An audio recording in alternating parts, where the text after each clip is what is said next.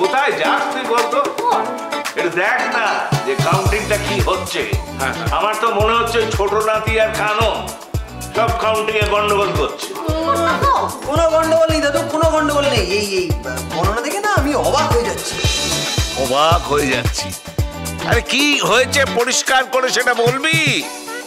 বলছি সব ভোট তিয়াশা চাকরি করবে এইটাতে পেয়েছে।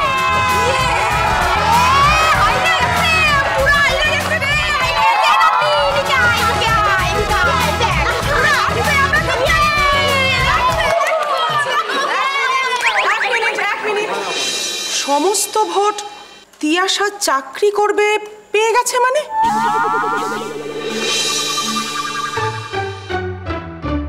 আসলে মেসোমশাই, আপনিও তাহলে নিজে অপোনেন্টকে ভোট দিয়েছেন?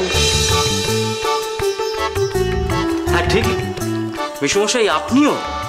অবাক কাণ্ড। কি করব, ঢাকার মাইয়া চোপাতেও হারালো, ভোটেও হারালো। আমার এইটুকু হারে যদি সকলে খুশি হয়, তা সেই খুশি তো আমার সমস্ত পরিবারে। বলো তো, এটা আমার হার না এটা আমার জয়?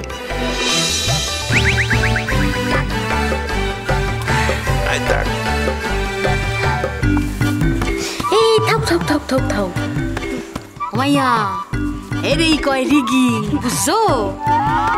ওই কর্তাদের কেমনে নিজের দিকে ঘুরাইতে হয় এইটা বাংলাদেশের মেয়েরা খুব ভালোই পারে। কি কও? এই তো ঘুটি মেয়েরা না পারে রন্ধন, না পারে পুরুষ সামলাইতে। মাসিমা, আমার যে এই সৌভাগ্য হবে সেটা আমি সত্যি কোনোদিন ভাবিনি, জানেন? আসলে আমি তো স্পষ্ট কথা বলি, তাই আপনাদের কাছ থেকে এই মেয়ে ডাকটা যে কোনোদিন শুনতে পাবো সেটা আমি কোনোদিন বুঝতে পারিনি। আমার এই কিরণ কারণ অনেক বড় মা, অনেক বড়। যদি কেউ চায় তাহলে একটা আস্ত দুনিয়া এখানে এসে ঠাঁই নিতে পারে।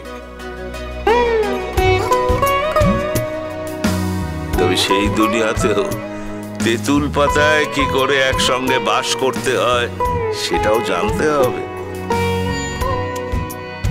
নিজের খুশির সঙ্গে আর সকলের খুশি যদি মানিয়ে না নিতে পারি, তাহলে যৌথ পরিবারের অর্থ কি মা?